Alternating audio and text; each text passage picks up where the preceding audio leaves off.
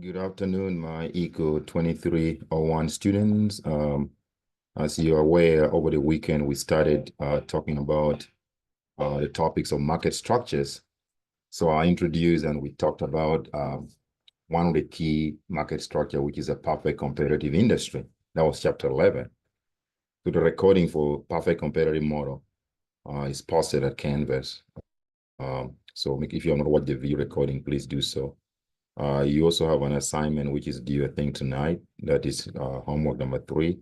I'm going to assign quiz number 3 based on chapter 11. Homework 3 was based on international trade, I believe. Quiz 0 is chapter or homework 3. You may want to double check that, but this assignment that is due tonight. So I'm going to dive deeper since we finished the perfect competitive market, which is chapter 11. As I told you in that chapter, there are 4 main market structures out there. If a firm is not producing under a perfect competitive market, the firm is going to be producing under monopoly. Monopoly basically means the companies in that industry will have market power. They have the ability to charge the price they want to some extent. And they will not lose the market share as it is the case with perfect competitive market. So firms have market power under monopoly. And there are a few examples of monopoly, like in your hometown, like your electric company that provides electricity in your hometown. There's only one company in a city that provides the electricity needs.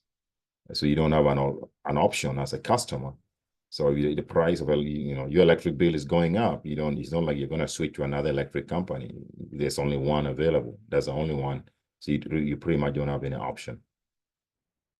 So I'm going to share my screen of chapter 13. Then we're going to discuss it, talk about it. So just hold on a second here. Share my screen.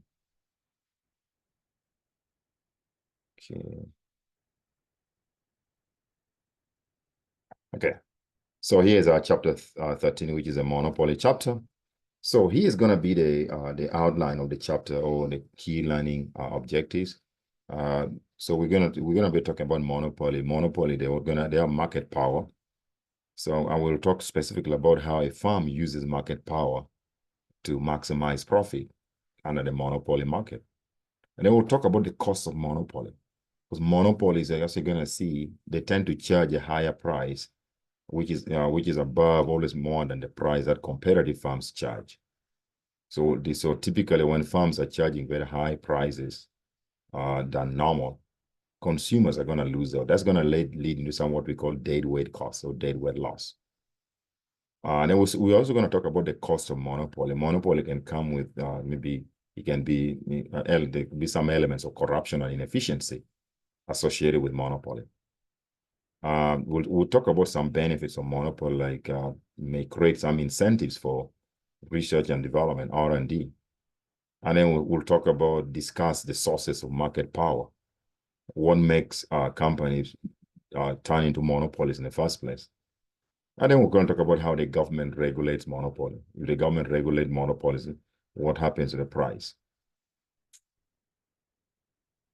So we're going to kick off our discussion by arguing that since 1981, since when the HIV/AIDS virus was discovered in the United States, the first person who contracted HIV, that was discovered in 1981. AIDS has killed more than 36 million people globally. In the United States alone, death from AIDS dropped 50% due to drugs like Comviv. So Comviv is one of the HIV drugs out there, HIV patients. So a Comviv pill costs about 50 cents to produce, but they sell it for 25 times higher at $12.50. It costs 50 cents to produce, and then the firms that produce this drug, the GSK company, I don't talk about the GSK company that produce this Comviv vaccine, they charge up $12.50, which is 25 times the cost of producing it. So they're basically maximizing a lot of profit from this. So let's start by talking about market power. Market power is a power to raise price above marginal cost without fear that other firms will enter the market. As you're aware, we saw last week, over the weekend when I discussed perfectly competitive market, if firms are under perfect competition, where they don't control the price, they let the market determine the price, we argued that firms are going to charge, the price that they charge for their product must equal to the what? So under competition, or perfect competition, the price that firms charge for their product always equals to marginal cost of producing it. Okay? What we're going to see, but with monopoly,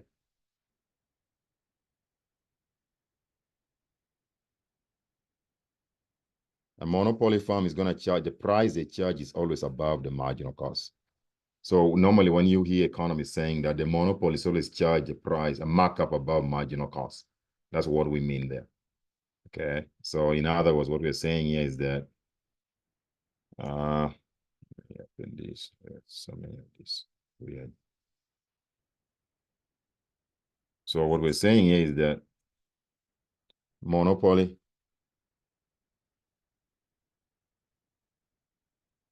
charges a price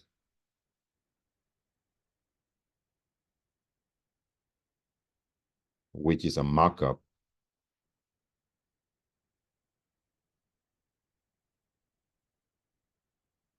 above marginal cost.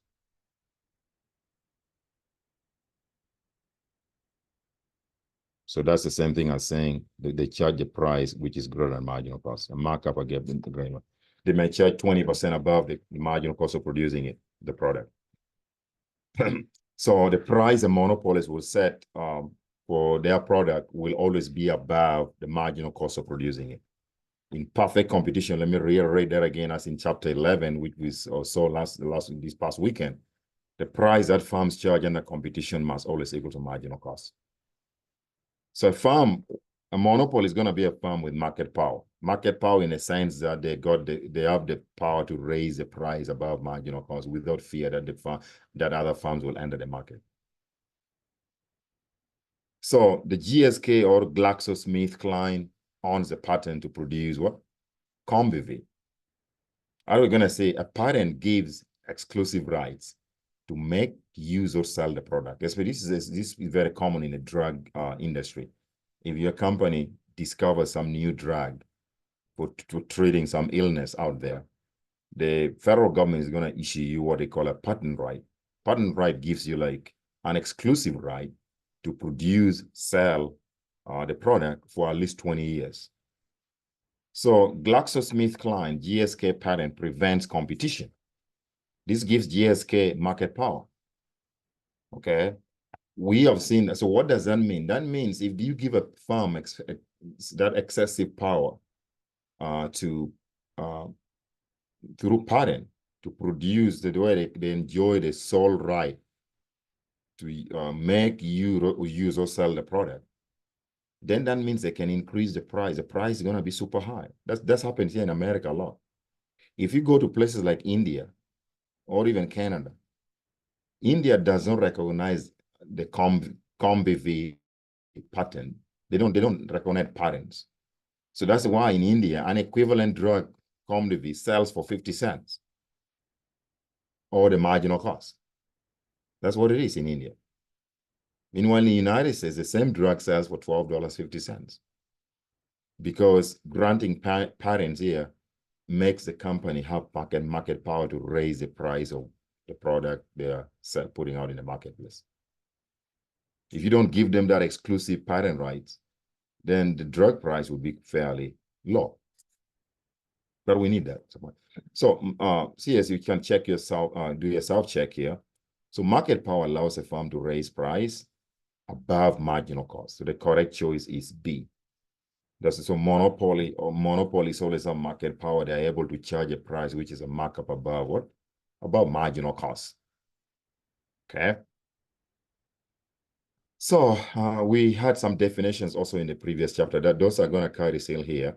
We know that marginal revenue is a change in total revenue from selling an additional unit of output. And then marginal cost is a change in total cost from selling an additional unit. the additional cost that a farm incurs when it sells, produces or sells an additional unit of the good is called marginal cost. Okay. So to maximize, the profit maximizing condition is still going to remain the same. Remember, in perfect competition, which is chapter 11, the firm is going to maximize profit at a point when marginal cost equals to marginal revenue. That is still going to be the same concept even under monopoly.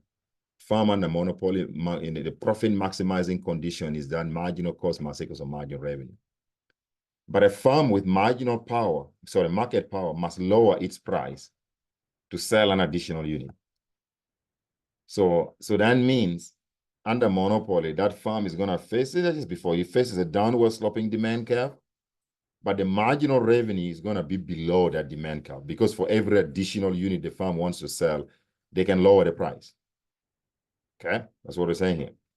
Because if they're lowering price for every additional unit they sell, that means the additional revenue derived from selling that additional unit is going to reduce over time for every additional unit they're selling. So the marginal revenue is going to fall continuously for every additional unit that the firm is producing. So the additional revenue per unit is less than the current price, okay? Because the price of the good is determined along the demand curve. But if you're selling the good at a price below its margin price, which is the price falls as you want to sell additional unit, that means the marginal revenue is going to be smaller. So it has to be drawn below the demand curve itself.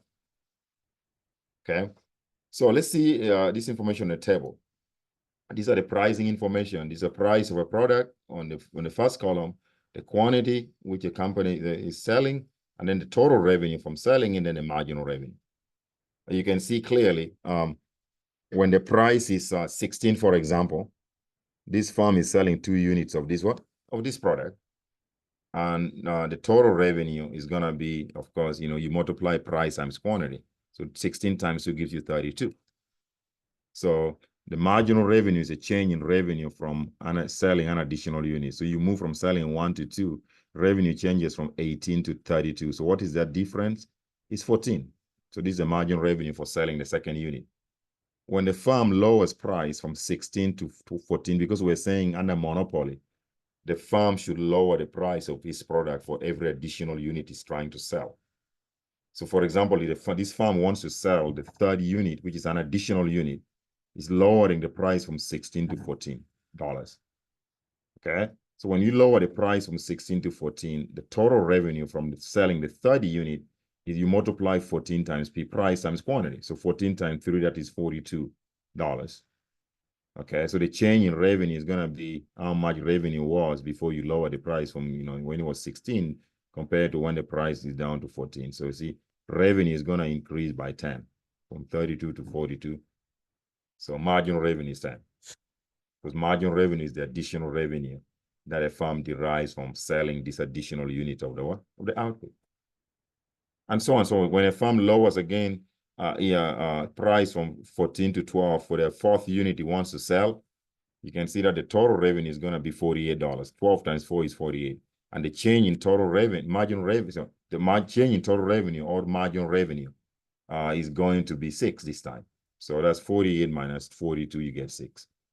So you can see clearly for every, as the output, the output the firm wants to sell increases, price is declining and margin revenue also falls. Okay. All right, and margin revenue can fall to become negative. Like you see for the 8th unit that the firm wants to sell here, it's on 6th unit, the price has dropped to 8, so the revenue is only 48, but the previous revenue was 450. So the change in revenue is now negative. The change in revenue is your marginal revenue. It's now negative too. So marginal revenue can decline and even become negative. So if we plot this information on a graph, okay, this is what we're going to find. Okay, so we're going to plot, when you plot the information price versus output, you come up with the margin, the demand curve. The demand curve slopes downwards. And then the marginal revenue is a change in total revenue as a result of increasing, the sale from selling additional units of good. So marginal revenue is going to fall. Marginal revenue is always going to be drawn below the demand curve, because for every additional unit, the price the firm is going to sell its product must go down. This is going to make the revenue that they get from selling every additional unit falls over time. And that's going to be even less than the demand curve. So it's drawn below the demand curve. So let's pick a few points on this graph. When the firm is trying to sell 2 units of this good, we want to find out what the total revenue from selling that unit is. Okay? Total revenue is going to be price times output, right? So you can, so how do we determine this? So the price is what? What's the price when the firm wants to sell 2 units of the good? Again, you go back to the graph, is 16. Okay? So how do I locate that point? You're gonna draw these two until when you hit on the demand curve. That's how we determine, then you read the price on this axis. So that's 16.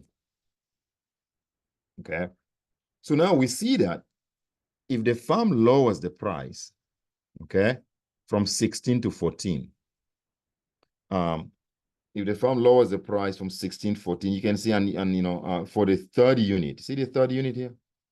The firm is going to sell this price. This is going to be this point here, 13.3 units on the demand curve. Okay, so ideally, there's going to be some kind of loss here, because yes, the marginal revenue curve is here, but you're selling at this price 14. So there's going to be a loss in revenue here. This red line, the red rectangle, is going to be showing the area where the firm is going to lose revenue when they reduce the price from 16 to 14. Okay. Well, now, what about revenue? Change in revenue. So we saw clearly when you increase production from 2 to 3, let's see here from the table here, from 2 to 3, we know that total revenue is going to increase from 32 to 42, and marginal revenue is going to increase from 14 to 10. Now we can clearly show that point on the graph too. So how do I determine that? When I increase production from 2 to 3, okay, we know that the price that you're selling your output is going to be, you multiply the price times quantity. How do I determine the price?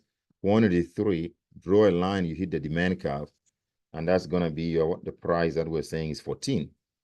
Okay, so because you increase 2 to 3, we're just going to draw a line here to come out with the rectangle there. So this total area here is just going to be, you know, it's going to be like your total revenue. Okay, but then marginal revenue is going to be the change in total revenue when you increase sale from 2 to 3, which is going to be this area of this rectangle here. That's how much revenue has changed when you increase the sale from 2 to 3. So the area of this rectangle is what? Is height, length times width. So the width is what? 10. And then the length, what? Length is like 1 from 2 to 3. Okay, so that's $10, like you saw on the table. So marginal revenue begins at the same point on the vertical axis as a demand curve. But marginal revenue has got almost twice the slope of the demand curve. So once you draw the demand curve, which is downward sloping, the blue line, we're going to draw a green line. That green line, which has got, you know, the green line is a marginal revenue curve. That green line is twice bigger in slope. It's steeper than the demand curve by 2 times as much. So if you write equation of the line, you know, equation of the line, that depends, because we have price on this axis, we have quantity on this axis. So for the demand curve, the price, we can write an equation which says price equals to A minus BQ, B times Q. That's right. B is the slope of what? Negative B is the slope of the demand curve. A is a vertical intercept. You can get the horizontal intercept here. How do I get the horizontal intercept? When this blue line touches the quantity axis, price is 0. So to get this point, you're going to say, if this is 0, what is the value of Q? So that's going to be equal to A minus B times Q. So the first thing you do, you take A to subtract A from both sides. You get negative A equals to negative BQ. Then to get Q, you can divide both sides by negative B. So negative divided by negative is a positive. That's why you get A over B as the horizontal intercept. Okay. Of course, the vertical intercept is clear. When the demand curve cuts the price axis, quantity is zero. Q is zero at this point. You read which quantities on this axis is zero at that point. So when Q is zero, subplug zero there. 0 times B, that's going to, any number times 0 is 0. So you get that price, the intercept is going to be A, which is at that point. Now we want the marginal revenue curve is always drawn below the demand curve. And we believe that it has a slope which is twice bigger than the slope of the demand curve. It's just, but it's going to be the same linear. So everything is the same. Intercepts are kind of about the same, except the horizontal intercept is going to change because the curve is going to rotate inwards. But the vertical intercept remains the same. So if they have the same slope, that means for marginal revenue has got a line. You just got equals to A minus 2B times Q. See now the slope is twice bigger than the what? The slope of the demand curve. Slope of the demand curve was negative B. This is negative 2B. Okay, so the slope here is 2B in absolute value. Meanwhile, the slope of the demand curve is only what? B.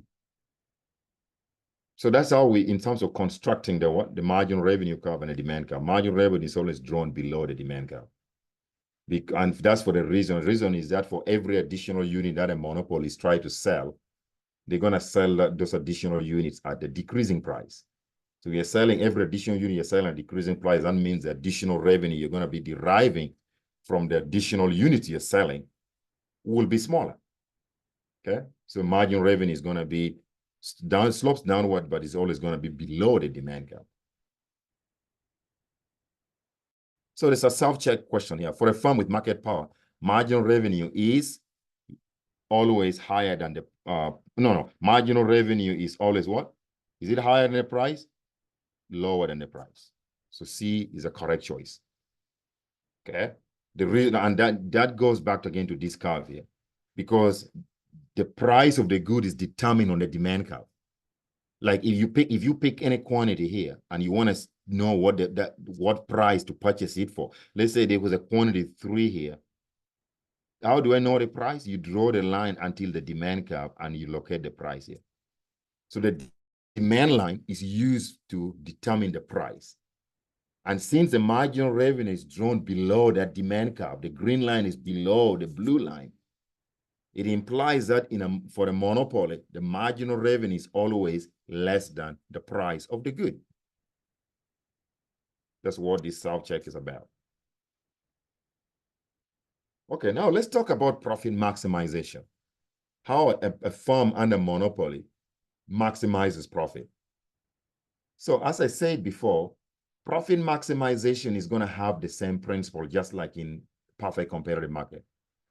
The point where the firm maximizes profit is a point where your marginal cost must equal to marginal revenue, even under the monopoly. Okay, so if we knew the information, let's say this was our marginal cost, which starts at 0.5. We're assuming that the marginal cost is constant. See this flat line here. And then this is the average cost. See, the average cost falls. Average cost of producing the good falls under monopolies. We can determine the profit that this monopoly is making.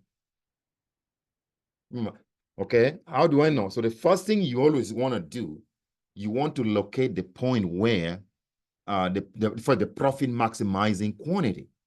The quantity that maximizes profit here is going to be the quantity where marginal cost equals to marginal revenue. This is your marginal revenue that slopes downwards. This is your marginal cost. Where do those two lines intersect? At point A here.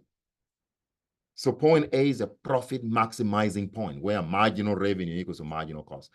So again, let me say this once again. To determine the profit maximizing level of output for a monopolist, you need to locate the point where marginal revenue equals to marginal cost, the point of intersection between marginal revenue curve and marginal cost curve, which is at point A in this case. So once I know that, then I can locate the quantity. So that means 80 units of this good, 80 millions of these pills, of these HIV pills, would be the profit maximizing quantity that this firm, the GSK, the monopolies need to produce if it wants to profit maximize. Now, the question is, how do I determine the total revenue? I want to get that actual profit now. So the total revenue, you know that the formula for total revenue is given as price times output. And I already told you, once you know the quantity that the firm needs to produce a profit maximizing quantity, and you want to know the corresponding price for that 80 million quantity pills that must be produced for profit maximization, you're going to draw a line from that point, from 80 up to the demand curve, up to point B.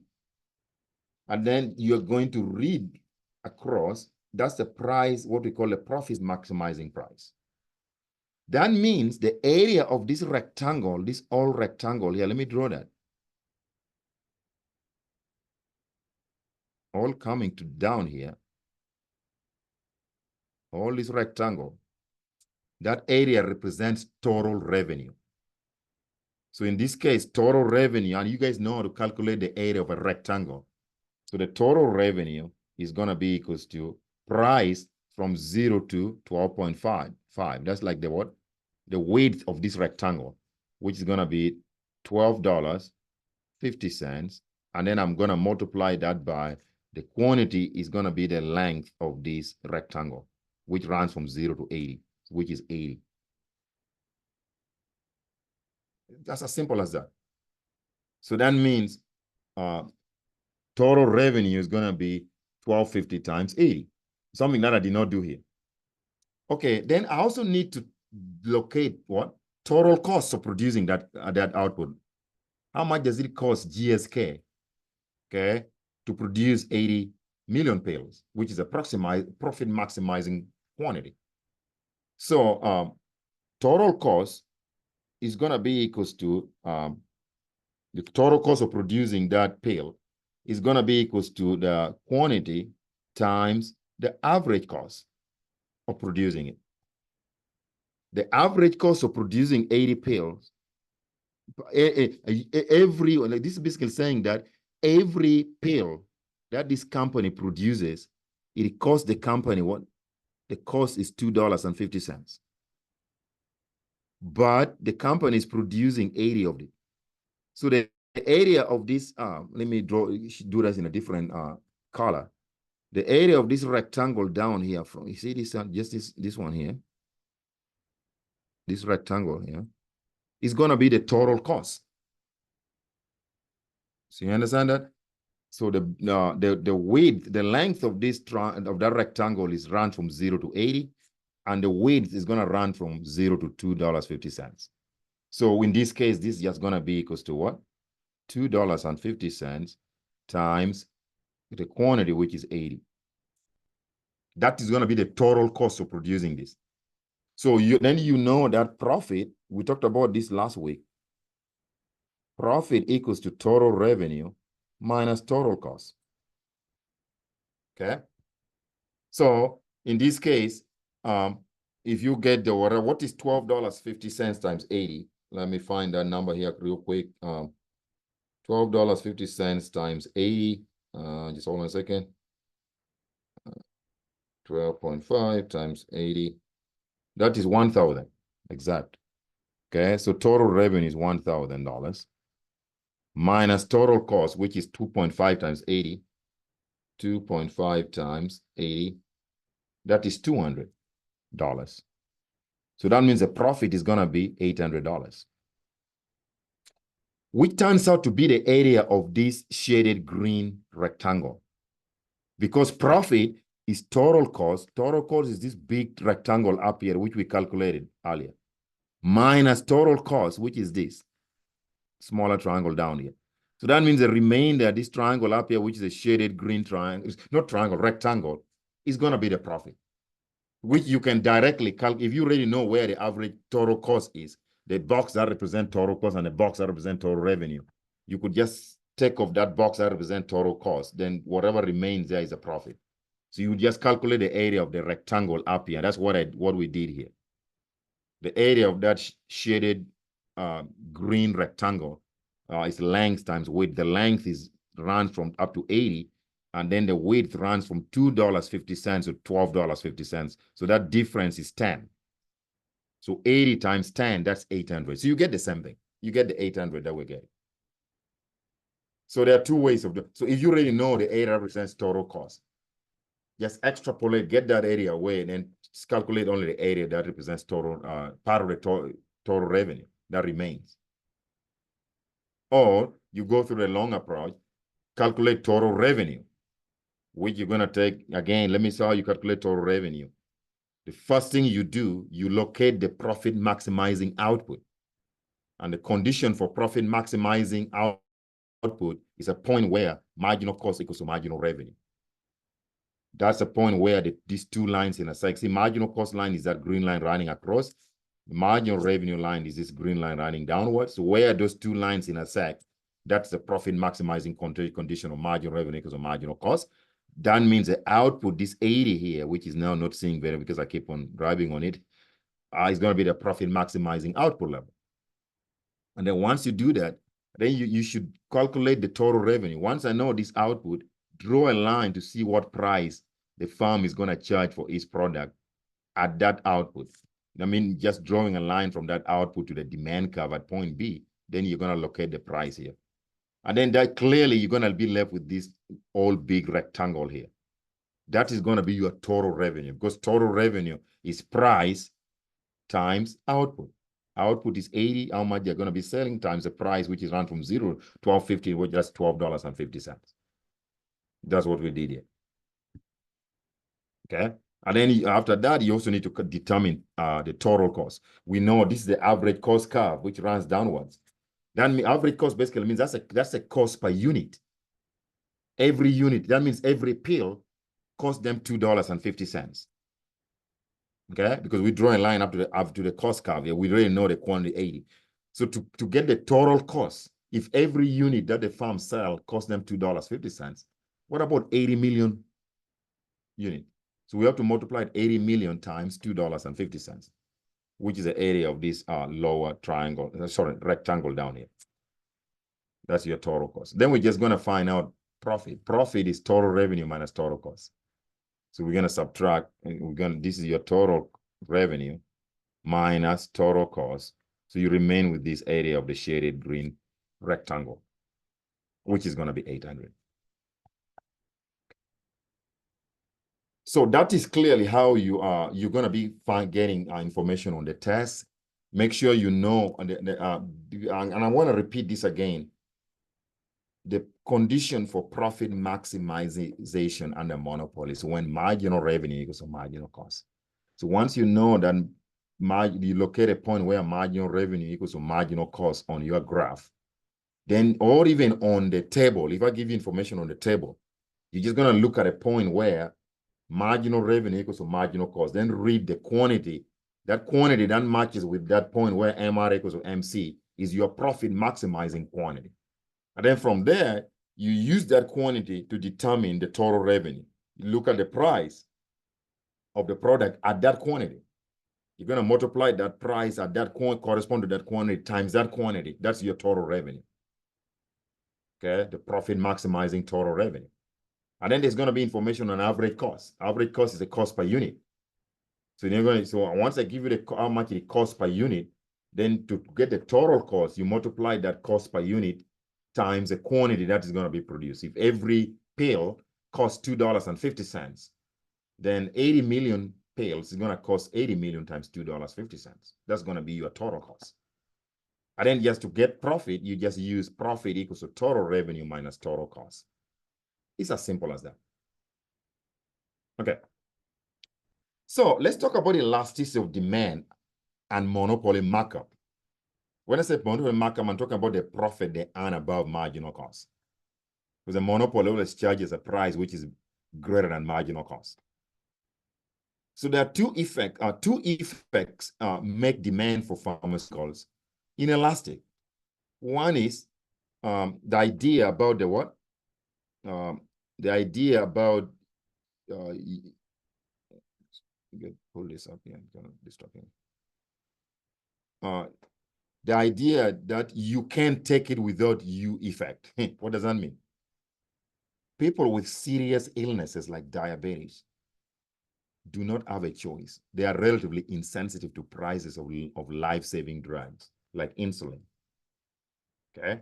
Because without that drug, maybe they may not live. So even if that means the price of drugs like insulin is inelastic. And pharmaceutical companies, which are typically monopolies of the vaccine, they always take advantage of Americans with these types of conditions because they're going to say, well, our customer base don't really have a choice. So we can charge the price we want for insulin. Okay. You could think about any other product out there. If they are like, let's say oil companies, if they can monopolize a market for oil, they can sell oil as a price they want because they know oil has got an inelastic demand. If somebody must drive to work and they need to fill up their gas tank 50 gallons to go for a week to work, go to work and back home, if the price of gasoline goes up, it's not like you're going to reduce so much the quantity of gallons you put in your car. Otherwise, you may not drive to work. So you don't have a choice. So monopolies are very, people who are running companies under monopoly, they know this. There's also one thing that there's also sometimes a possibility where that the product that a monopoly is selling has got different demand elasticities in different markets. A monopoly can produce the same product, sell it here at home in the United States at a price greater than the price that they sell it in a national market. That's right. That means the elasticity of demand for that product in the United States is what is more inelastic. The elasticity of demand, that demand in the foreign market could be just elastic, meaning that consumers there respond so much to a given price change of that product. So that's when they charge a lower price in places where the product faces what? Elastic demand. In markets where the product faces inelastic demand, the monopoly is going to charge a higher price to make profit. So the monopolies can engage in a national price discrimination, where they're going to choose, they may sell the product at home if the home price or the product at home faces inelastic demand. And then they will sell the same product abroad in a foreign market at a lower price if the product faces elastic demand in a foreign market. So that's what we're calling international price discrimination. They can price discriminate based on the relative sizes of price elasticity of demand in different markets. So we know that the more inelastic the demand curve is, like a demand for insulin is very inelastic, the more monopolies will raise price above marginal cost. So let me give you an example here. So this market here, the first market here, the demand curve is very elastic. It's very flat. The flatter the demand curve, the more elastic it is, meaning that consumers respond so much, they're going to reduce quantity demanded for any small price change. Consumers are way more sensitive here. So the monopolies know that if I raise the price so much in this market, I'll lose money. So they don't do that. They're going to charge a relatively higher price, but not as much. So they're going to have a very small markup in a market where their product face what? Elastic demand.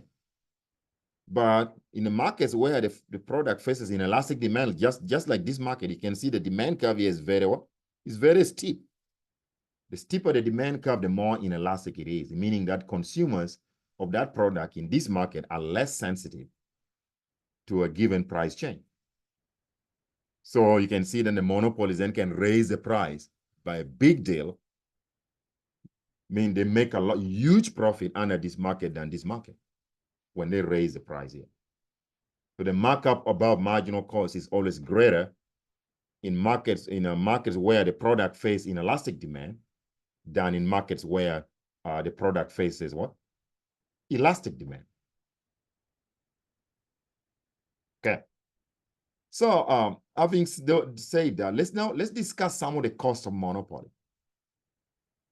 So we're going to look at it. We're going to compare it, the price that is charged by a monopoly and the price under perfect competition, under competition. We know that when firms are producing under perfect competition because of competition, prices tend to be lower.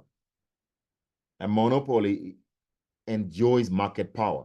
So they have the ability to raise the price of their product without risking other firms joining the industry, because they know they have the market to themselves. Okay. But what are we gonna do here now? We're gonna compare. First of all, obviously, when the monopoly is charging a higher price than competitive markets, consumers' surplus is gonna fall dramatically, and that's gonna result in some kind of deadweight loss. Okay. So this is what I'm talking about here. So this PC you're seeing here, that is the price under competition. So this is competitive market on the left panel. Because under perfect competition, firms charge lower price because of competition, competing for customers. So the consumers are going to be remaining with a huge surplus, what they call consumer surplus. The shaded blue triangle is your consumer surplus. Remember, consumer surplus is the area of the triangle below the demand curve but above the market price. So under perfect competitive market, the price is going to be PC. So this area is going to be the all consumer surplus. And you remember, the price under perfect competition must always equal to marginal cost. The monopoly doesn't charge the price equals to marginal cost. See, this is your marginal cost curve. That's the price that corresponds to a perfect competitive price. Monopolies always charge a price above marginal cost. They're going to charge PM. You see that? And they end up producing smaller quantity. That's exactly what they do. The reason why they are able to jack up the price, because the monopoly has got control of how much they can produce. They're going to deliberately cut supply to QM. That's a monopoly quantity. If you let the market be produced by many competitive firms, we produce more output. This is competitive quantity. That's the reason why prices drop to PC. But with a monopoly, the demand curve is here. They are not going to produce on the demand curve. See, they're going to produce at a point where marginal revenue equals to marginal cost, which is this point. That's a profit maximizing point. Okay, so that this determines how much output the monopoly is going to produce. They're going to produce QM. And then they charge this price. The price they charge must go up to the demand curve. That's a monopoly price. So the price the monopoly is charging is way bigger than the price competitive markets are charging. And look at how the consumer surplus is going to shrink. So under monopoly, the consumer surplus is the area of this small triangle up here, which is a lot smaller than the area of the area that represents consumer surplus under competition. So consumer surplus shrinks. So the area of this red triangle down here, this one here, because the monopoly was supposed, in perfect competition, we would be producing at this point. But the monopoly cuts supply deliberately. They're going to produce under QM, monopoly quantity. So there's going to be some kind of what they call deadweight cost of reducing that out production. So this triangle down here, the shaded gray triangle, that is the deadweight loss, which no one gets. Okay? So that's a deadweight cost from monopoly. Okay, so here's another self-check before we proceed more further. So a monopoly's price is always higher than a competitive price. That is true. So you see it clearly from the diagram. Monopoly's price is here, competitive price is down here. Okay. So the correct choice here from the self-check is B. Okay. A monopoly always what? A monopoly is always cuts quantity produced to be able to sell their good at a higher price. And the price they sell their product is always above the competitive price. And the output that a monopoly is producing is obviously smaller than the output that would otherwise be produced in under perfect competitive market. Let's talk about the cost of monopoly further. So one cost that we have talked about there is the deadweight loss. Because a monopoly always produces less output deliberately, and they end up charging a higher price, making consumers reduce consumer surplus, and that leads to a deadweight cost in the market. That's one cost of monopoly. It results into a deadweight cost. The second cause of monopoly is that it could result into corruption and inefficiency. Many monopolies are the result of government corruption, by the way. It may not be here in America, but you go to some foreign countries, it is. For example, Tommy Suharto, the Indonesian president's son, was given the clove monopoly. So he bought the Lamborghini company with the monopoly profits. Can you believe this? The president of the Indonesian president's son was given the clove monopoly. Just think about that for a second.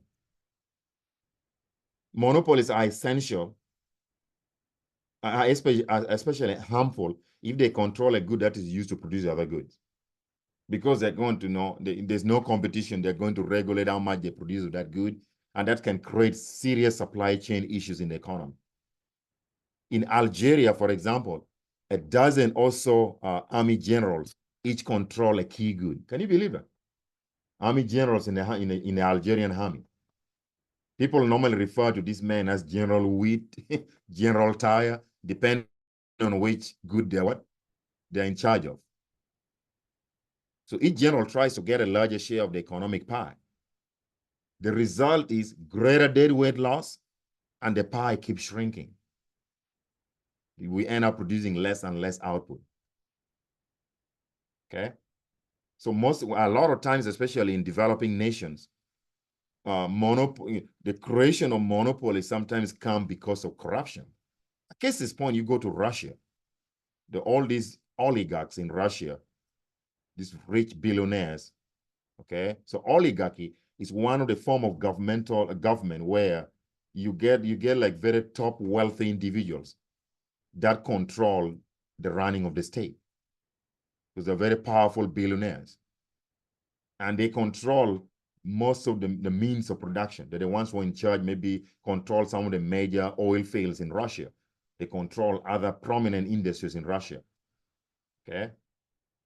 So that is sometimes not very good. If we let the economy be controlled by a group of powerful billionaires only, because of and they have relationship with the leaders of the state through corruption. They get like government contracts under corruption, those kind of stuff. Then we stifle competition. Then that is not good for the economy.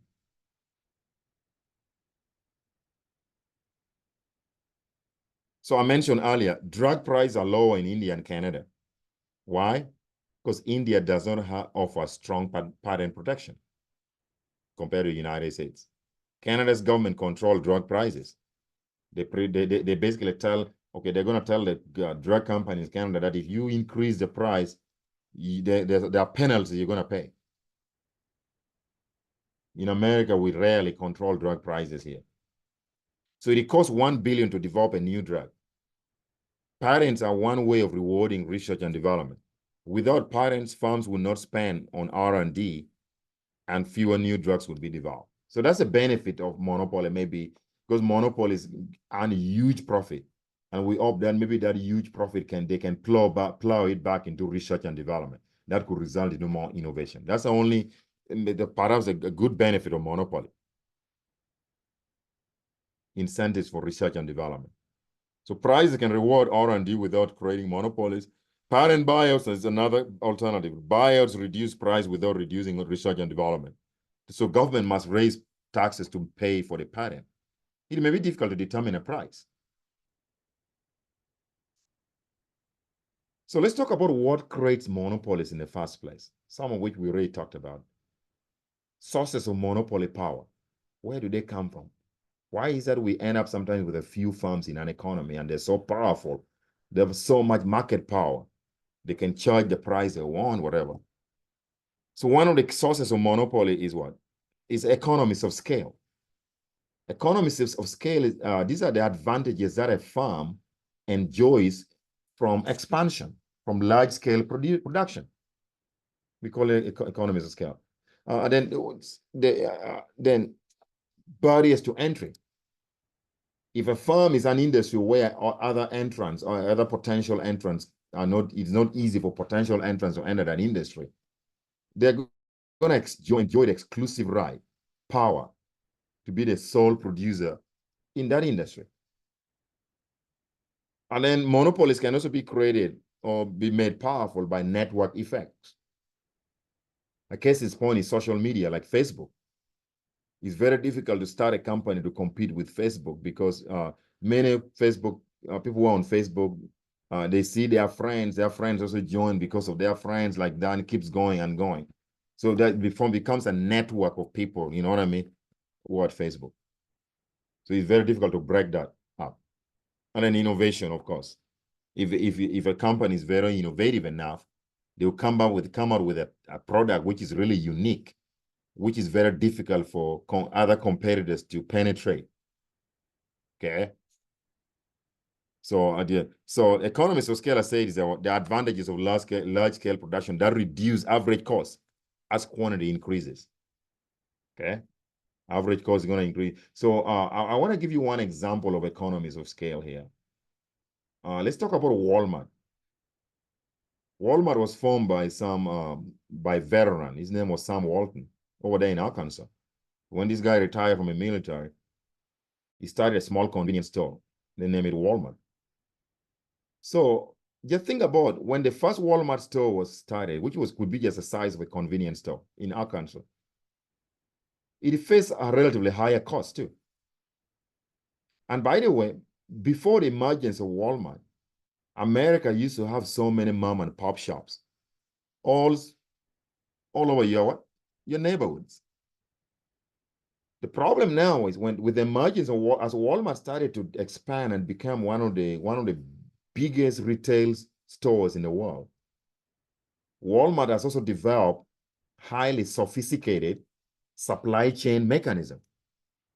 So Walmart it's easier for Walmart to bring a bag of corn, whatever it is, inside a Walmart store at a much cheaper price than what a mom and pop shop can do.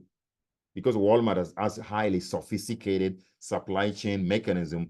They know how to bring stuff in a store without incurring a lot of costs. That's one of the reasons why many mom and pop shops have shut down, because they can no longer compete with Walmart. Why? Because if you're a mom and pop shop, it costs you a lot of money to bring the same bag of corn into your store. I mean, it might cost you maybe 50% more. That means you're most likely going to charge the price you're going to charge your customer is going to be higher than what Walmart is charging.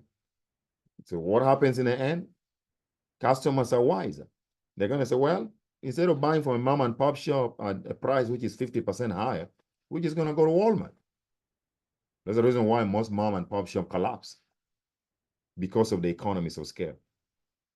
Then Walmart then started enjoying the exclusive monopoly power in that space.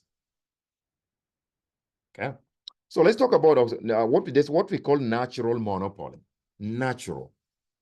When a single firm can supply the entire market at a lower cost than two or more firms can, then they become a natural monopoly. Okay, I'm going to give you an example shortly. So monopolies can arise naturally when economies of scale allow a single firm to produce at a lower cost than can many small firms, like many small pop-up shops like I was describing earlier. Utilities such as water, natural gas, and cable television are often natural monopolies. A cable company can be able to do a better job, like Spectrum, for example. They are able to provide cable services at a much lower cost than many small firms could do combined. So they emerge as natural monopolies. Natural companies that in natural gas space, utilities company like the water, your water. So if economies of scale are large enough, prices can be lower under natural monopoly than under competition. That is true. And let's check that up using this diagram. So if this is a demand curve for this product, and this is the average cost, which is sloping this blue line, and then the marginal revenue is the green line running down, then this is the marginal cost. You can see that under competition, we say that what? The firms have to charge a price. See that? So the competitive quantity is how much this company under competition, they may produce a smaller quantity. Because monopoly can actually produce more, because it's cheaper to produce by monopolies than many firms. And by producing more, the monopolies can actually charge a lower price than what a perfectly competitive market would charge. So sometimes natural monopolies actually do a better job. So which of the following is most likely to be a natural monopoly? Of course, it's going to be a railroad company. They're most likely going to expand to be a natural monopoly due to economies of scale and the high cost of duplicating trucks by small competitors. Okay, the second sources of monopoly power comes from the what barriers to entry, barriers that exist from entering an industry. So the factors that increase the cost to new firms of entering an industry, if it's too costly, something is too stringent to enter an industry, then we're most likely gonna a lot of people are just gonna give up, give it up to one company that dominates that industry. And when you look at most of these firms that enjoy exclusive monopoly power, such industries are not very easy to enter into. There are barriers to entry. Like the market for, cable television. Not anybody can wake up in the morning and say, I'm going to start a cable television, cable network to compete with Spectrum, providing what? Cable services to customers. It's not easy. Not anybody can wake up every morning and say, I'm going to start a computer company. I will compete with Dell, HP, and other computer companies out there, Apple and others. There are barriers to entry to entering that industry. And then there are also potential barriers to entry. Like a classic example is ownership or an input that is difficult to duplicate. Those are some of the things that can come that make great barriers to enter an industry. A company might own a key source of input that is difficult to duplicate. You cannot find sources of that input anywhere. They control it. So that makes other companies cannot enter. And then it can also be, let me give you one example. Let's say there's a mineral that is used for, a key mineral that is used for making some product. And a company goes and buys off land where this mineral is what? Is located. And they control all the sources of this mineral, where it comes from. That means they're going to prevent other companies from getting this raw material good. They're creating a barrier for everybody else to enter that industry. The second one can come through brands and trademarks. A company can use branding and trademarks to deter other companies from entering the industry. Very strong brand names and whatever. Yeah. And then development of a relationship with the market. For example, the TI-84 graphing calculators provided by Texas Instruments. Okay. And then I talk about the network effect. Those are this one of another key source of monopoly power. Network effects make a product or service more valuable as number of users increases. Facebook has fewer competitors because everybody wants to use the same site that their friends use. So there are only a few, and then there are only a few credit card companies. Customers want cards that are widely acceptable. Firms want to accept cards that are widely used as well. That means it makes in entering that industry very difficult, because you enter as a new entrant, nobody knows you. And then the last source of monopoly power has to do with innovation. Innovation can lead to products that other firms cannot immediately duplicate.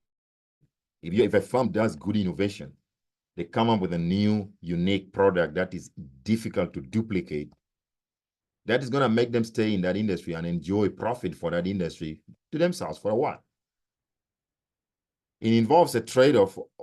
iPhones are priced higher than if there were stronger competitors, you know that. But Apple would have less incentive to innovate if it didn't expect monopoly profit. That is a no-brainer. So I basically summarize those here: sources of market power and examples. Okay. Now let's talk about the issues of regulation, because we have talked about some of the key limitation or disadvantages of monopoly. We say that monopoly brings deadweight cost loss to the market. We also talk about that monopoly can bring element of inefficiency and corruption. We talk about all that. So the question is, how does a government regulate monopoly power, especially in the United States? These are the three main ways that the US government have always tried to regulate monopoly power. They can directly control the price of a good, what they call government price controls. They can also, we can have government owning some of the critical services, or they're owning the production of certain goods or providing certain goods that are critical to the United States.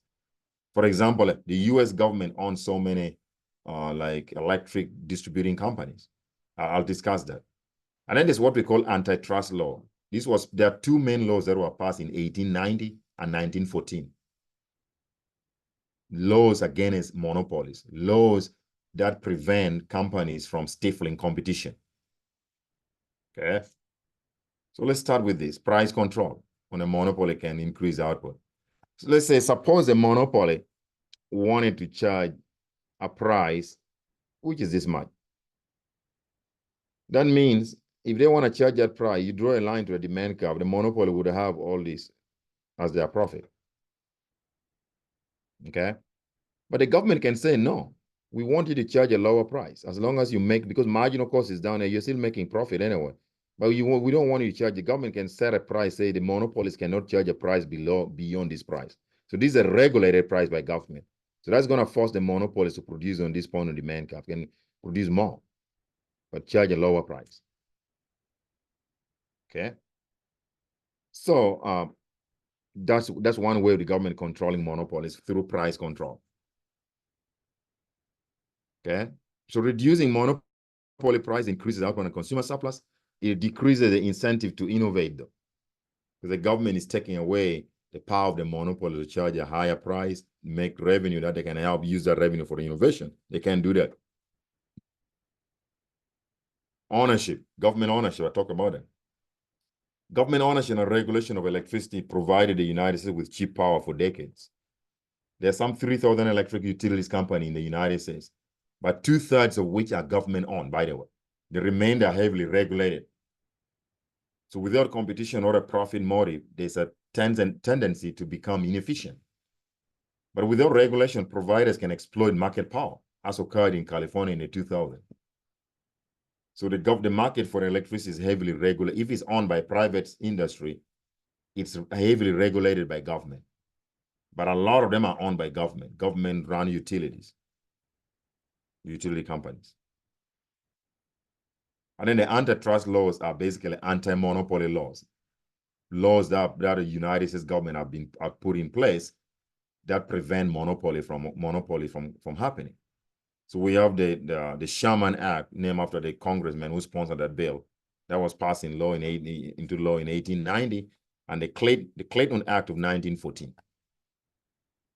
The laws give the federal government the legal authority or mandate to prosecute monopolies or firms which attempt to monopolize. So in the United States, let me give you guys one example. Let's talk about banking.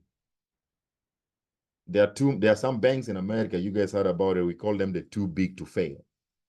Banks which have grown like big in size, trillions of assets.